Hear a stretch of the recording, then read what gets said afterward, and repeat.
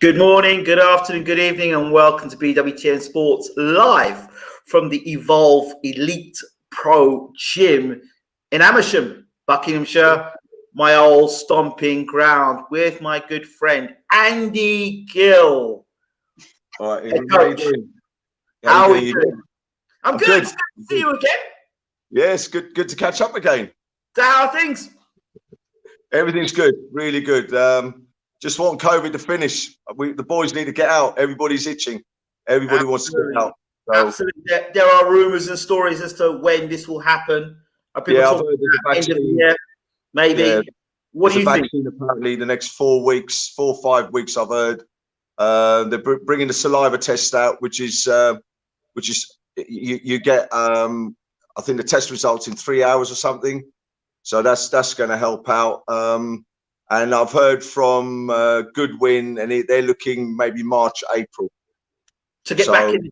Yeah, to get back in. So what we've been doing is we've been doing 8-week camps with 4 weeks rest, then back into 8 weeks, then back into 4 weeks rest. So our next camp starts at the start of November, and they'll be in it for 2 months, and then they're going to have 10 days off over Christmas. Total relaxation. So one of the things I've kind of, I don't know if I want to be harsh in saying this, but with all this time out, you'd think that fighters would have far more, would have learned or had more, their skill sets would have improved.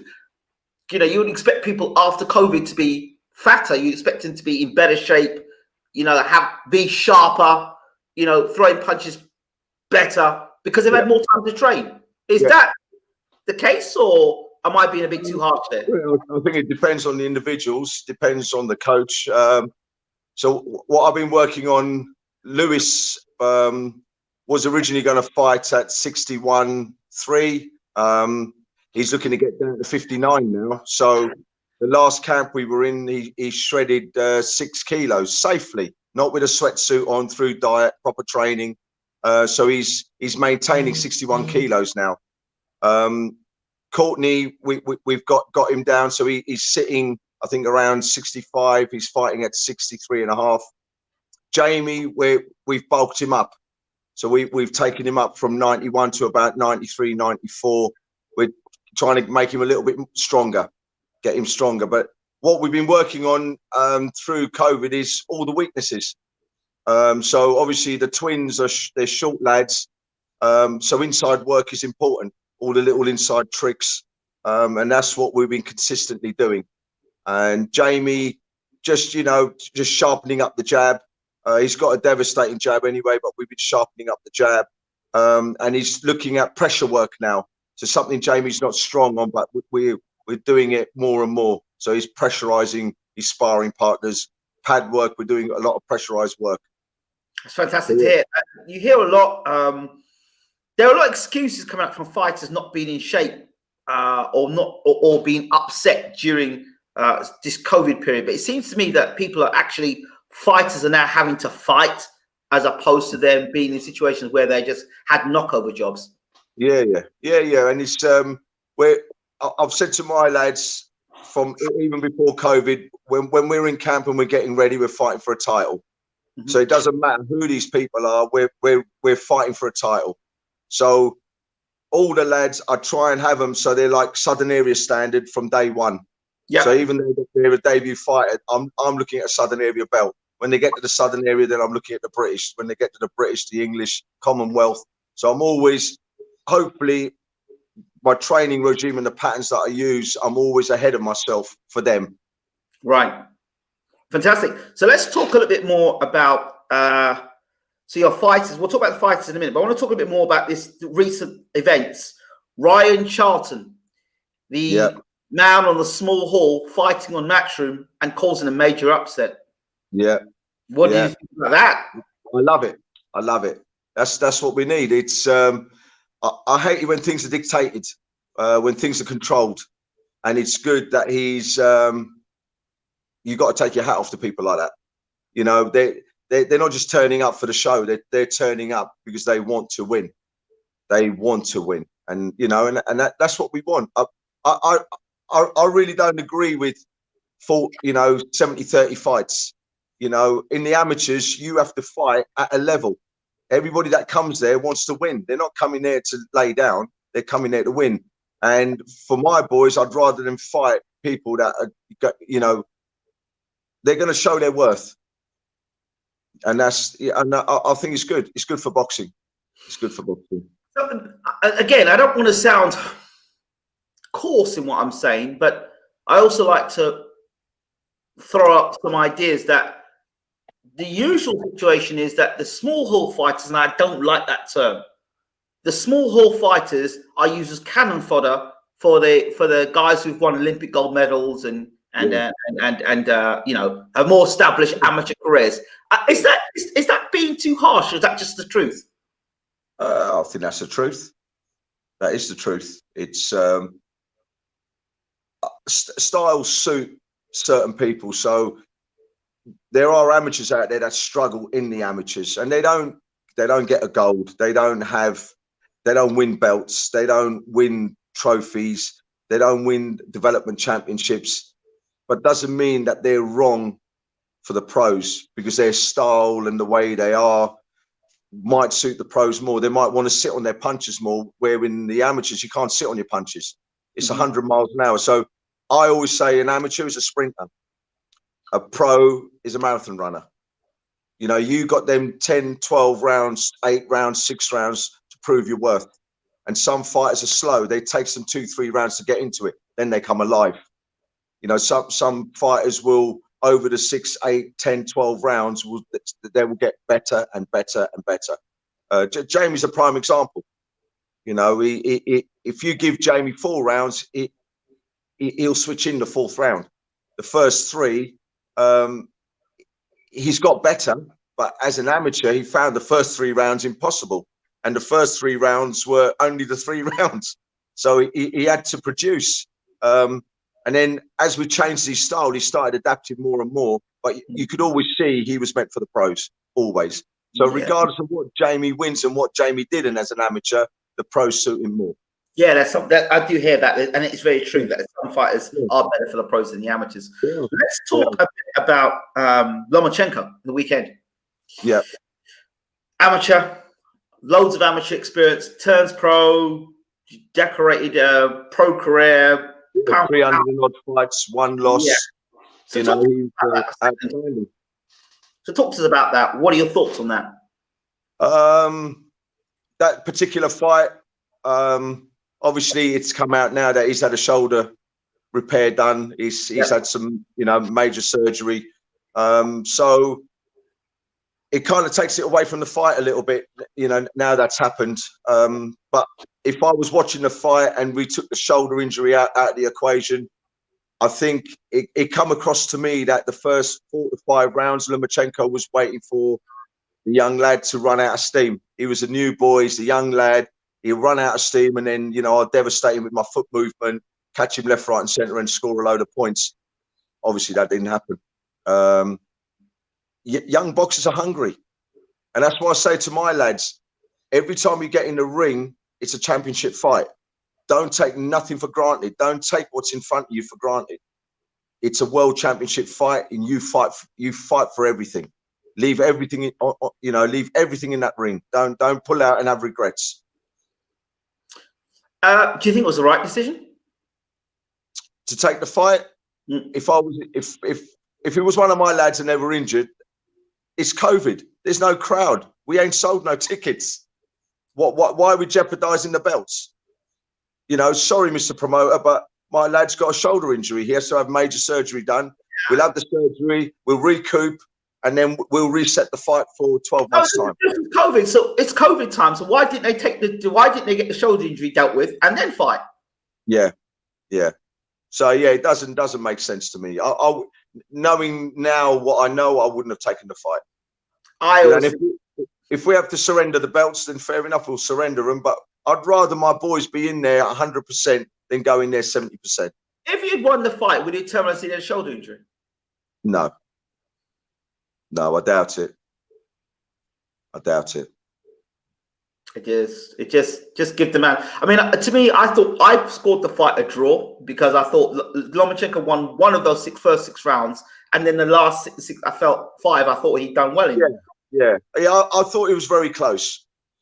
It could have swung either way by a point, but yeah, I thought it was very close. And this thing about Lopez being suddenly a great because he beat Lomachenko, I didn't think Lomachenko was great in the first place. I thought Lomachenko was a good fighter. He wasn't great. Yeah. You're as good as your opponent. Well, yeah, because as well, you look at guys like Pernell Whitaker, Floyd Mayweather, James Toney, in terms of defensive masters and stuff like that, who've accomplished more, in their careers. And I just think to myself, well, why is this guy Lomachenko, who's not even undisputed, and Terence Crawford has become undisputed and moved up a weight in another weight division, and gained the world title? Why is it he?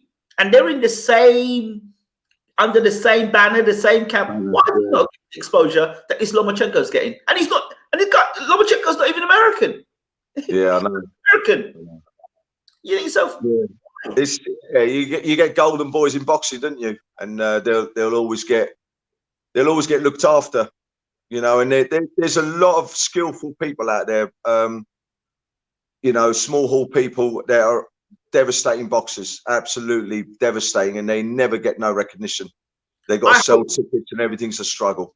I would see more Ryan Charltons within the small hall upsetting the big the big boys. Hopefully, I'll bring a few of them along. I'm praying you do. I'm praying you do, because listen, I thoroughly enjoyed that fight. I've played it about 10 times already. Not because of the guy getting beat, but what it actually meant. It gave hope to the underdog to think, you know what, we're not so small. Yeah, we belong here. Yeah. Yeah, a lot of them, the journeymen, they're hard men. Yeah, and if they switch it on at any time, they're gonna cause problems. It's happened a couple of times now. There was another Frank Warren's fighter, an Asian lad, fought just the other day, Mahib Fazelden. Yep. Look at Mahib. Yep. And then the week before that, there was another one from Tunde Jaya's gym, from the same gym, and they got beat as well. Yeah. It just shows that it could just be bad luck. It could just be bad luck. It could just be we don't know the whole background of what went through that fight and what happened. I tell you what, my suspicion's been that it's a good way to clear out fighters you don't want. Stick them in fights that people. If you don't research the fighter and think, you should blow him over, but really you turn up and see him get upset, and it's like that guy that fought Mahib. He was all wrong for Mahib. He knew exactly what to do. He knew exactly the game plan. Get in, get close, hit him and hurt him. And that's exactly. It seemed to me like if they had intel on Mahib, they knew what he was about, or 2, they matched him with a guy that had a little bit more experience than they probably first thought of. Another fight I'm looking at now is Conor Benn. And I like Conor Benn, but I'm worried for him for this fight. He's fighting a guy that Sean Porter couldn't put away. If Ben puts him away, it's something. But Ben has struggled against guys that haven't fought at that level. So I'm wondering to myself, is this another one of these fights where a guy that should be nurtured through is being rushed into a position that he shouldn't be in because of COVID?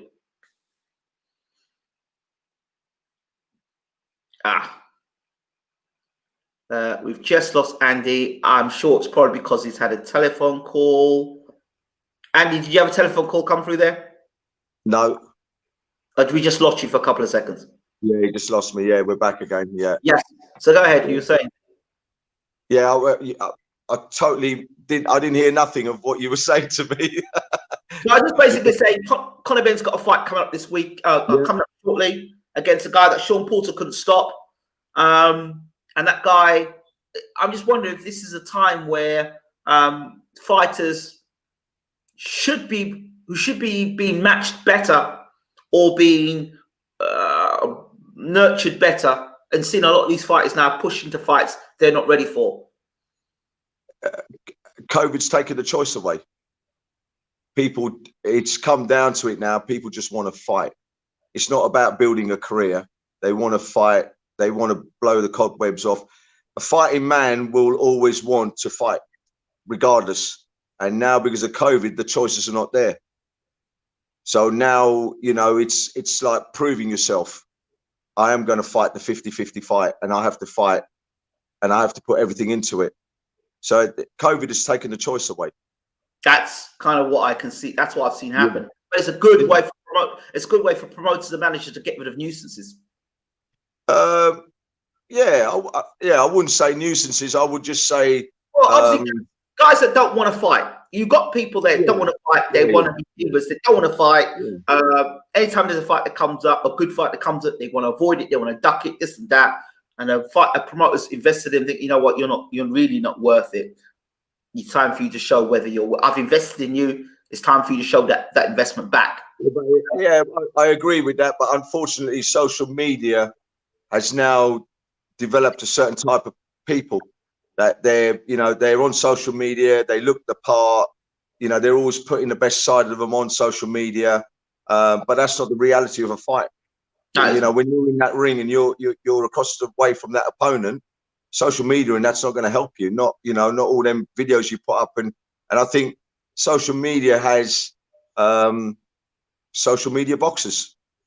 You know, it's the same as the old days. You have gym boxers. They look the business in the gym. They can do everything. They can spar. They look amazing. Take them out to a venue, and it all falls apart. You know, so it's the same. I think social media has helped people hype themselves up. Let me ask you this question. Do you think we'd have better fighters without social media? Yes. Think. And I'll tell you why. I'll tell you why. Because all the secrets, everybody copies everybody. Everybody watches and everybody does this, everybody does that. So I know coaches who will go on YouTube and watch other coaches. I know coaches who will go on YouTube and watch other fighters over and over again just to master their styles. You've got to take the individual and you've got to adapt to that individual as a coach. You haven't got to rifle through everything to have that knowledge and talent to do that. And everything in my gym is about my fighters. So I advise them to go on social media to sell themselves so people know who they are. But it doesn't help you become a boxer. It doesn't help you become a coach. But there's a way to sell yourself on social media. Yeah. So sell yourself on social media and you'll be a right clown. Yeah. Right? Yes. If you're advising a fighter that's normal nature is quite nice and quite decent and quite, they've got good character, and then you're trying to promote them to be a complete idiot. That's not. I wouldn't do that. So all my lads, and I can put my hand on my heart and say this: respect, manners, and discipline. I won't have them bad mouthing anybody, and even if someone talks about their mother or their missus, it's going to upset them. But I'd rather them not react to that nonsense. What about at a press conference, a big fight? I mean, that's clearly going to have to be a load of nonsense. I wouldn't even entertain it. I'd let them. All I would say is, do you know what? We're gonna be in the ring in a couple of days' time. You against your boy against my boy. The proof's in the pudding. Yeah. At the end of the fight, we'll do all the talking. Yeah, but you put that. You need the hype. You need the talk. You need a gas man. You need a gas man. I'll let my opponents for my boys. I'll let them be the gas men. But we're going to be humble. We're going to be humble and prove our worth in the ring. That's what we're about. You need a bit of talk. You need a bit of come on. You got to sell the fight. We'll have you in the background. We'll have you in the background. Ben Watson. You need some sort of. You know what I mean? You need Bruno. You need a. We got you, man. We got you. You come and join us. There's no way. Yeah. You need that though. You need that little bit of edge because that's what makes people tune into fights. If everybody's sitting down like Andre Ward, then nobody's going to tune into fights. I've got the twins here, so you can ask them that question. Absolutely, I'm going to ask. I'll ask the twins that. And you know what? The amount of people I've had on this channel say to me, you know what? If the big fight comes around, I'll be cool, calm and collected. I'll do this and that, and then like Terence Crawford. You know, I spoke to Terence and Terence like, yeah, I never lose my cool. I'm this and that. You see me at a fight. The same guy that said you wouldn't lose it right there. So, you know, I guess it's a trainer's dream or trainer's desire to have fighters in the gym that are respectful and this and that. I guess that's would you not say that's an idealistic view, Andy? Because truly, boxing is all about getting intense and the face-offs and this being said about that person, and then we all hug and embrace afterwards. If we all start, the crowds are taken away. What, do you want to now take away all the hype as well? There's certain individuals for the hype. Certain people have the hype. My theory is, and it's an old school theory, yeah, the man that doesn't speak is the most dangerous one. Listen, I also have a theory. When you go to a nightclub and you have some bloke who's mouthing off and there's some bloke who's saying nothing, it's a bloke who's saying nothing usually does the damage. Okay, that's true. I have another saying: closed mouths don't get fed. Yeah, it's true. It's true. They haven't got a coach like me. I'll feed them. Don't worry. Yeah, I'll feed them. Touche. I think anybody will switch it on when they need to. Yeah, it's needed. You need it. You need characters. Anybody will switch it on. Yeah. You need pantomime characters. You need to have people that you like and people that you just him again. See, I think Courtney's reaction to it would be he would laugh. He would just laugh his head off at him, and it would annoy them because he just laughs. He'll laugh warming up. He'll laugh going into the ring. He'll punch you in the face and he'll laugh. He just laughs all the time. They'll laugh until he finds somebody. Look, he's laughing now. He's laughing now. When you find somebody who really says something about him you don't like, and there's always one person you don't like. So he'll kill you with laughter. Where Lewis will respond. Oh yes. If someone slags him off, he'll come back with something. Lewis, that's a great intro, Lewis. Let's bring you in the room. Lewis, how are you doing? Yeah, right. Let's we'll talk to Courtney in a minute. So Lewis, give us your full name and what weight you're at. My name's Lewis Frimpong. Currently I'm 61. I'll be fighting at lightweight. Okay. Possibly get down to super feather. Okay, so how tall are you? 5'4". Okay. So you're a bit of a buzzsaw then. You're going to be getting in and trying to do the damage. I'm inside taking it to him. Right. So tell us who inspired you to who's been your inspiration in boxing? I like a lot of the old school fighters. The older generation is the one I look to most. It's sort of your Tysons. He's probably the one that's inspired me. Just his attitude and his style. That's who I look to most. How do you feel that a guy like Mike Tyson is now going to be fighting at 54 years old against Roy Jones? How do you feel about that? I don't know. It's the thing as you're a fighter, you never give it up. Once you're a fighter, that's it. It's in you. So although I can understand him carrying on, it doesn't really make sense to me. No one's gonna come out of it on top really. I don't know. They're gonna get hurt or it's other. Yeah. There's been some stuff flying around as well that if Tyson were to win, there'd be a belt and maybe he could fight Joshua for the title. What are your thoughts about a Joshua Mike Tyson fight or Tyson Fury fight? Is that something that you'd be entertained by? Is it something that stop it, Mike?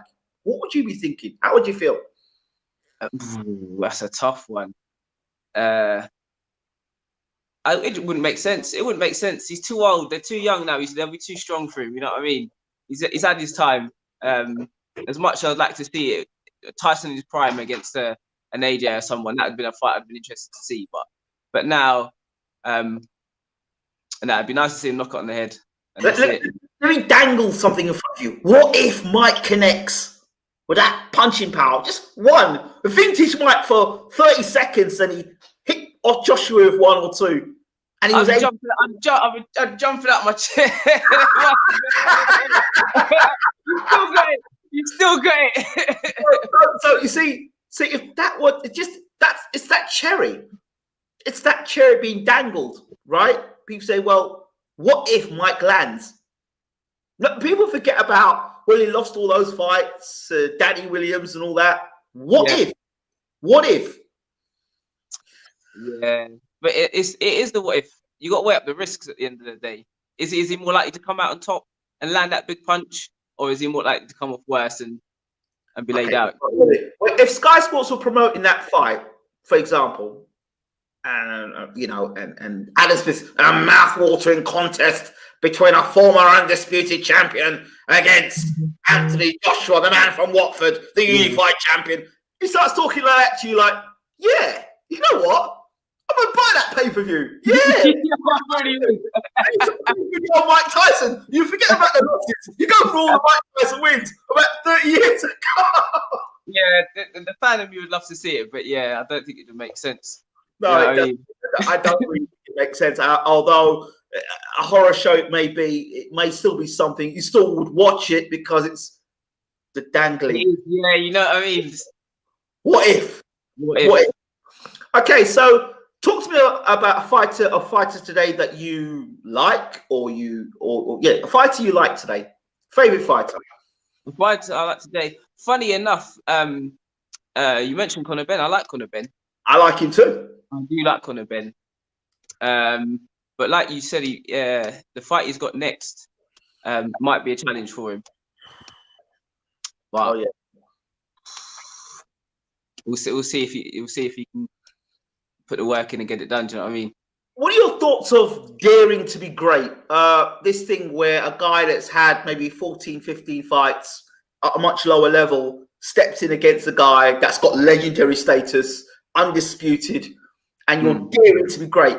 You know you're a puncher, but you're going against one of the best in the world, legendary status almost. What do you feel about those type of matchups? Daring to be great. Well, you have to be in it to win it. Do you know what I mean? If you want to be great, well, if you want to be the best, you got to beat the best. Whether it be against someone that you might see as your own level or someone higher. I always find that the better the opponent, the better it brings out of you. Mm-hmm. Even though the task might seem like daunting, being the underdog, depending on your character, that could bring the best out of you, if you know what I mean. So Andy was alluding to it earlier on, head-to-heads, press conferences, verbal matchups. How do you think you'd respond, and what do you think's been the best verbal matchup you've seen that's either made you cry with laughter or just cringe with? Give me an example of a. For me, it would have been Hey and Chisora. Yeah, that one. Yeah, that's the, when you think your face off. He glassed me. He glassed me. He glassed me.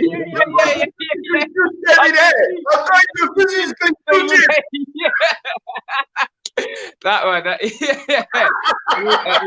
My mind. That one. That's got to be the greatest. That was a good one. You like that one? Yeah. You like that one? How do you think you would have responded if you were David Hay in that situation? Somebody comes up to you, marches up to you, says, "So you want to fight me then? You want to fight me? You want to fight me?" And he comes right up to you, right close to you. Would you have cracked him with a 1-2, or do you try to talk it out? Do you have a conversation? It depends on a run up in the situation, but yeah. Well, that exact situation. You're there with your bottle in your hand, drinking whatever you're drinking. Yeah. And you're calling Chisora out. Chisora comes walking towards you. So you want to fight me, David? Oh, you want to fight me? You want to fight me? You want to fight me? You want to fight me? I don't know where that's walking towards you. Yeah. Cameras on there. I'd like to think I'd have stayed cool. I'd like to think I'd stay cool, but you never know until you're in that situation. I would have stayed cool, but yeah, but Derek's watching you. He's really bringing it to you. You've got cameras, lights, action. The Klitschko's are watching you, and it's on you. It's on you. The world are watching you at this point in time, and Derek's put it on you right there and then. Yeah, well, I'd say my pride wouldn't let me down. Then my pride wouldn't let me down. So you think you were confronted the situation and dealt with it? You'd have to. Yeah. As a fighter, you've got a lot of pride. You have to as a fighter. You can't let another man get into your face and say he's better than you. He's going to do this. He's going to do that. No, you can't have it. At the end of the day, and you got to show him. You got to show him. Exactly. So it certainly we'll be watching for that situation. Well, not obviously that particular situation, but a situation where yeah. So, what would be your dream matchup? My dream matchup, boy. Who would have liked to seen? To be fair,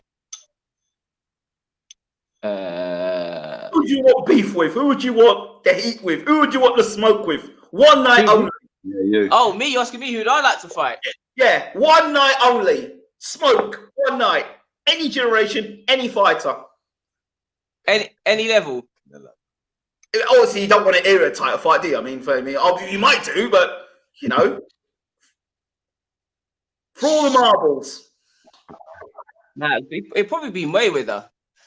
It probably would. Mayweather. To see whether he's actually as good as everyone makes out he is. Yeah. 51-0, is it now? 50-0?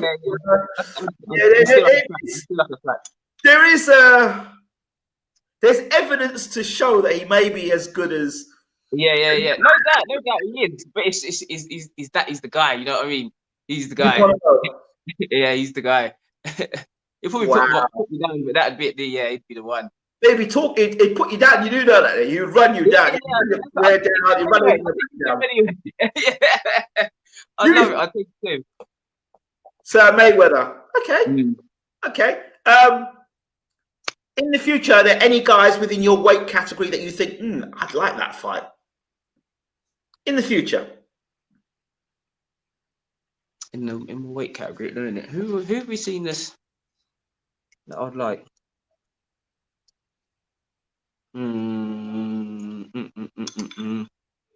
That's my height.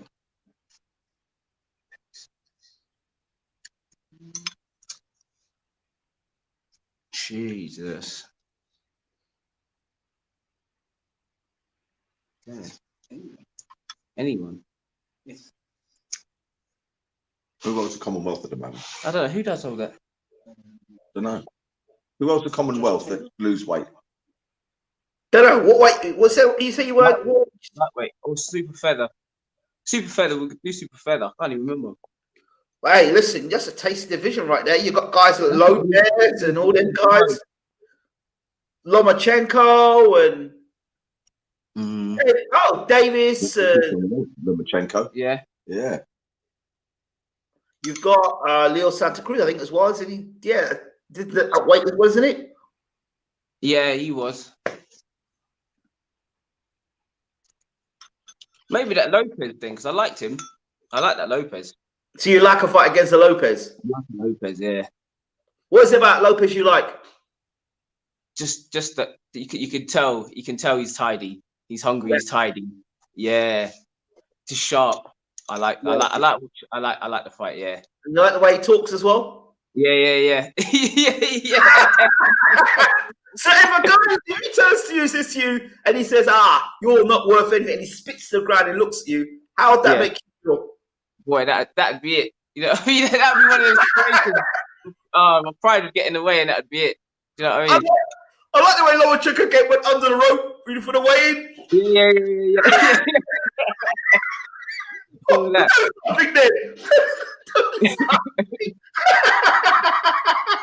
You know, at that point there, he understood everything Lopez had said to him. He could say he knew all he wants.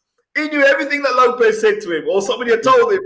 The person must have said to him, "Hey, watch this video here, but it's you." He's spitting on the ground saying it's you. And he went, "What? What?" See, when I did it, it's all right. I'm here now. I'm having it. Yeah. Great. So, one more question. Social media, it's so powerful. And there's loads of boxing experts.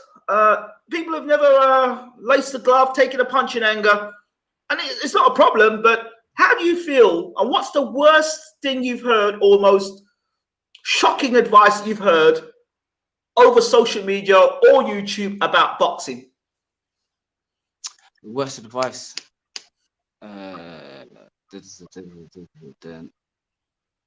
I think it would be about making the weight. Okay, what have you heard? That's one of the biggest things. But all this cutting the weight a couple of days ahead of the weigh-in, all this What have you been told? Just dehydrate yourself. Shed all the water you can. Literally. If you're not there, then you don't rest until you dehydrate yourself. Get all the water out. And I heard that Chris Eubank Senior used to do some strange things like that, where he used to not drink or not eat. Yeah, some people do it. Yeah, that's drastic measures, dangerous drastic measures to get the weight off, and you're just putting yourself into trouble. Wow, empty the tank. That's probably that is literally just empty the tank.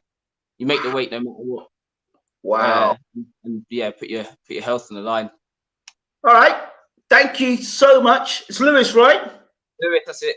Lewis Frimpong. How do people get you on social media and get to you? It's ludicrous _F on Instagram, Lewis Frimpong on Facebook, and then just check me out.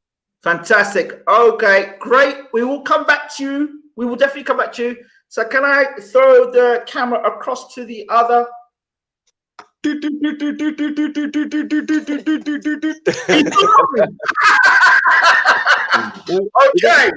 We got all the technology here. I'm very good, thank you. I'm very good. Good. So tell us about you then. So you're lightweight as well or not? No, I'm super light. I'm at 63.5, so I was at 147. So I take it you two would have sparred before. I don't want to get into any domestics, but you two sparred. In the early days, we used to do a bit sparring here. We sort of cut that out. It got a bit too much. As like the brotherly competition sort of gets into it. Yeah, I understand. Wow. So who inspired you to box, or who are your inspirations in boxing? To be fair, I'm one of those guys who just likes the knockouts. So I like the heavyweight fights, all that kind of stuff. But as for getting me into boxing, it was actually like a family friend of my mother's who used to be able to box for himself, a guy called Leslie Victory, and he started off doing weights as he was a young kid, probably about 17. They said, "Oh, why don't you come down to the local club and sort of see if you practice it and see if you enjoy it?" So we sort of started in the back garden, doing like little routines, jab work, skipping, that kind of stuff. I thought, this isn't too bad. I get some good shape here. So we went from there to my local one at the time, which was High Wycombe. Yeah, I know High Wycombe very well. I used to live there. Yeah, and then so we just sort of took them from there, really. So what was the experience like getting hit on the chin for the first time? It was quite. I wouldn't want to say fun, but like, yeah, so it's fun in a way because it sort of wakes you up. It's sort of, oh wow, golden. I didn't know stars were so painful. Oh yeah. So I remember you're like you're going along, you're excited, and then I'm in the room now. Yeah. What? Hey, yo. Whoa! What? You punching me? Okay. That wasn't that bad. It was when I saw my own blood. That was when I was like, right, okay, it's fighting. Okay. You're on the bag working out, you're getting in shape, you're feeling the man, you get in the gym, and then you get in the ring, and there's your moment of truth. Somebody hits you, cracks you on, bang, and all you lose. He was looking. Shatters. He goes. Yeah. Wow. Oh, okay, it's serious now. This is what it's about. So after that, obviously, you have your first fight. How is that experience going through that process? A lot of nervous energy for the first one, and a lot of excitement more than anything. Just sort of ready. You've been training. You're ready. Can't wait. You're ready. Yeah, and then you get in there. It's just like for hell for leather, for the first for the 6 minutes. It's obviously 3-2. So you're just like, thinking, wow, I'm there. Like, you can't believe it. At the end of the day, thinking, I've been training this hard, and I've put the work in, and I'm here. Yeah. So your thoughts about professional boxing. Talk to me about how you feel about professional boxing. How do I feel about professional boxing? I think it's like any other job. You sort of put the hard work in, and you grind it out, and so you put your maximum effort. See, it's one of those sports that you can't play around in. So it's very much 100%. And yeah, sort of, you're putting your life on the line every time you step in the ring. So it's very something to take very, very seriously. And some people don't, and some people do. And sort of, you sort of very much take it sort of at that is very serious. What's been the biggest thing you've learned from COVID? Pardon, sorry? Biggest thing you've learned through COVID? Biggest thing in life come at the end of the day, it's down to yourself. So you've got your coach obviously behind you, but if you've got to put the work in, so it's very easy to get complacent and sort of lose focus of sort of what you're aiming for. So you sort of got to be very sort of strong in yourself and saying, this is what I want. That's what I'm looking for. And sort of I've got to push myself for that, because it's at the end of the day, it's down to me. Right. Your self-drive, I would say. So how are you feeling regarding, like, when you're referred to as a small hall fighter? How do you feel when you're called, oh yeah, he's a small hall fighter? How does that make you feel? It kind of cheapens it a bit for me, because at the end of the day, we're all fighting. At the end of the day, we're in it together. We're sort of in it together, sort of. Yeah, sort of fighters. So yeah, it does feel a bit cheaper for me. We've all got a bit. Then we're going to start somewhere. So Ryan's win recently. Ryan's win against Laws, Charlton versus Laws. How did you feel about that fight from a small hall fighter going on to the big stage and getting that knockout win? How did you feel about it, and what did it do for you? It's great because you obviously you start small and you sort of dream of the day you sort of that step up, and he sort of just leapt from obviously the small hall to that great fight. So yeah, no, I think it's great. I think it's absolutely brilliant. I think and more so that he was able to sort of take himself technically to that point. Sort of, how am I trying to explain this? That he was at the level when he was there on the night. He didn't look out of place. Thank you. That's what I'm trying to say there. That he proved himself. That's it. Yeah. So yeah, he rose to that. He rose to it. So there may be fighters within the small hall arena that have put the work in and just need that opportunity to shine, but they may already be at that level. Yeah, I think that's sort of, it does sort of seem to happen. Yeah, so they get sort of looked over, I suppose. So obviously, the script that night was for Charlton to fall over and for Laws to get the win. That was the script. Yeah, no, yeah. So that didn't end up that way. Do you feel? Although you're a fighter, and everyone's a fighter, I respect every fighter, but that whole idea of being used as put on a conveyor belt, right? I'm a small hall fighter, and then I'm going to get fed to the wolves. Do you feel that way, or do you feel no? I'm not going to be. I'm not. That's not the way it's going to go for me. How do you feel about that? I think it's all. Yeah, you do tend to think. Yeah, that's what I'm putting myself here, and I think I'm ready for this. So you always in your mind thinking, yes, I'm ready. But it's probably as in when you get to the night, you don't know sort of how to tell, but you've got the belief in yourself in your mind at that time. I think. Okay. Cool. Certain fighters within British boxing today. Who in British boxing do you say, yeah, I think that guy's going places, or I like the way that guy handles his business, or yeah, he's a guy that I got a lot of respect for? Give me a couple of fighters that spring to mind. Who was that the other day? No one that's on his own. I've got a kid called Sam Noakes who I sparred. I fought twice. He's a young chap. He's doing quite well for himself. He's quite good fighter. He puts a lot of effort in to his training himself. So I can see him going quite far. Yes. As long as he keeps building himself. Yeah, it looks very tidy. I'm looking forward to seeing more of him. So what's your record at the moment?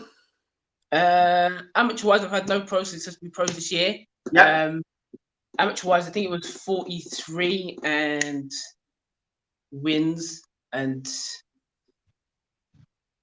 it was 27? 28, I think you had. 27, 28 wins. Sorry, 43 fights, 27, 28 wins. What was the key thing you learned about being an amateur before you turned in pro, would you say?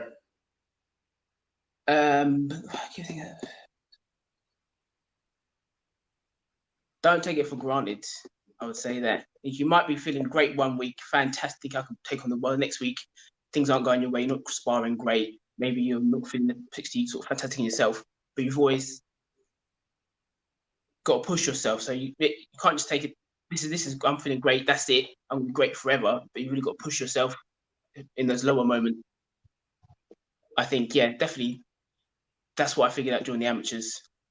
Final question in regards to fighters and fights: Dubois or Joyce? Because you like the big hitters. I like Dubois. I like Dubois. I look at him and think, yeah, great, let's go for it, man. You're a Dubois man. Okay, fair enough. That's great. How do people catch you on social media?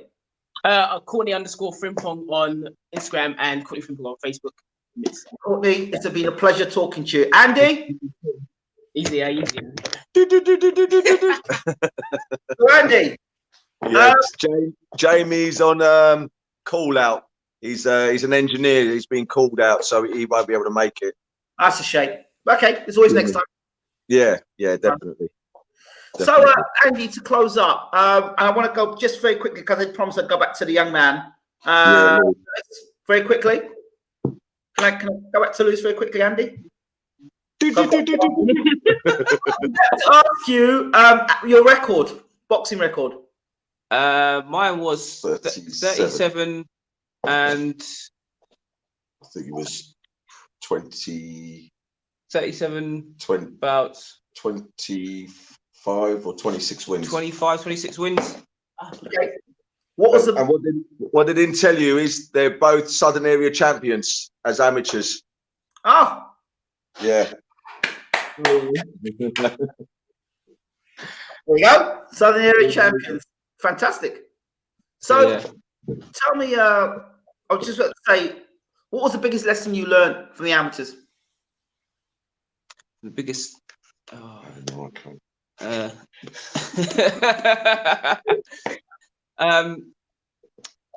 Finding a good coach. How do you know you found a good coach? How do you find a good coach? How do you know you found a good coach? Oh, when you click, you've got that bond. You know what I mean? When training. Okay. Let me go away. Have you had any other coaches? I've had a few coaches. Yeah, okay. Yeah. Good. So how do you know the difference between what you've had to what you've got? You can tell the difference between a good coach and a bad coach with it. A good coach will always have the time for you. I was always got that belief in you. Never, or they have criticism. Don't get me wrong. They've always got something to criticize you about. But will never put you down. If you know what I mean, never bring you down. They'll always lift you up. And like I said, any criticism they have is going to be constructive. You've got that bond with them when they're giving you advice or information. They put it across in a way you can understand and take in, rather than just throwing it at you and saying, there you go, do this, do that, do it like this, do it like that. Working with them's easy, rather than every day's a struggle. Do you know what I mean? Yeah. A good rapport, a good relationship. That's when you know. Okay, fair enough. Thank you, Andy. I'm going to ask I don't know if all three of you can get in the camera. I'm going to ask you one question. Who, me or Courtney? All of them, all three of you. I can get you all three in the camera. Oh. That's great. The two of you, third person. Right now, quick fire question. Okay, you get offered a contract to be with one of the major promoters, Warren or Hearn. Which one? Courtney, Warren or Hearn, and why? I would say Warren. So I could only imagine he'd have sort of. I think he sort of take care of a lot of the broad stroke of his fighters rather than just picking on the individual sort of main boys. Okay. Lewis. I would say Hearn. Family dispute. Let's go. Hearn. I just think you'd get more exposure through Hearn rather than Warren. Andy. I'm going to say, so I think Frank Warren for the broader range of boxers, he won't just pick on the top grade. So for that reason, I would say Warren. Hearn, I would say if you've got a top line boxer and you want to get them promoted and up there very quickly, he's probably the man that will get them up there a lot quicker. Okay. So if someone want a gold medal and, you know, they've got that, you know, you can make money out of them. I think, you know, Hearn's probably the way to go. I think Warren is more, he's got a lot of baseline fighters who have done really well. Okay, great. Best pound for pound, Courtney. Oh, freak. Who was that? What, now or any era? Now.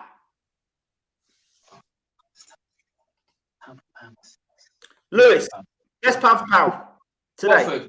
Paul's pound for pound. Oh yeah, okay. What a think of bloody thingy. Good. Canelo, you go. Yeah, Mayweather, that's cool. Mayweather what? Mayweather. All I think is Mayweather. Yeah, defensively, technically, brilliant. You could say That anything against them. You can't use Mayweather now. He's not quite still. Well, he's got Ah. Canelo probably, or maybe Errol Spence, or I don't know. I don't know who it is. Come on, guys, boxers. You know who the pound for pound is. Lomachenko. That's all I ever pictured in my mind. I think pound for pound is Mayweather. So, All right. One more question to ask you guys before we go. Best boxing glove. Well, I don't know. Everlast or Reyes? Andy, do you have that one? Reyes. I'll go Reyes. yeah, I'll definitely say Reyes. Why? Welcome. Yeah. Why? Why? The mold on your hand, it molds to your hand. I don't know. I find the inners suit, they fit around the hand a lot better. The puncher's gloves, Reyes. The puncher's gloves. Right, guys. Is there anything else you'd like to say before I disappear? Andy, how do people find you on social media, by the way? If you go on to Evolve Elite 2019, and if you go to Evolve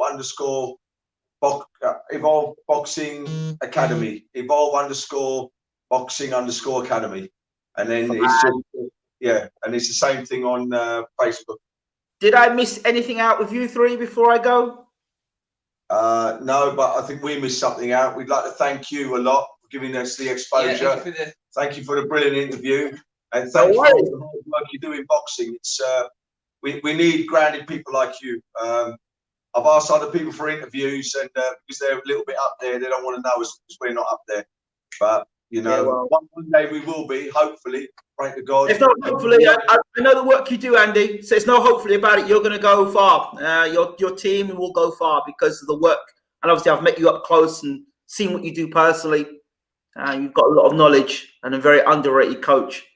So some people can get to their position, but they probably can't hold that position for long because they haven't got there on the right morals and the right grounding. So you'll get your time. You'll get your time in the light. I'm sure you will. All right. All right. See you guys soon.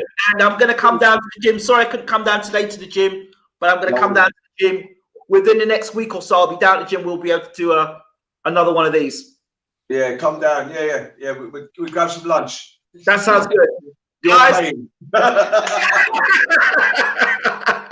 That sounds good. I like that one. You got me that time. You got that time. Guys, take care. Take care. Pleasure again. Bye-bye. So there you have it.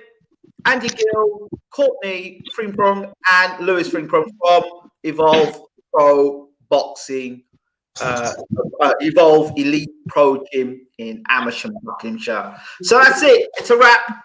We'll see you soon. Take care.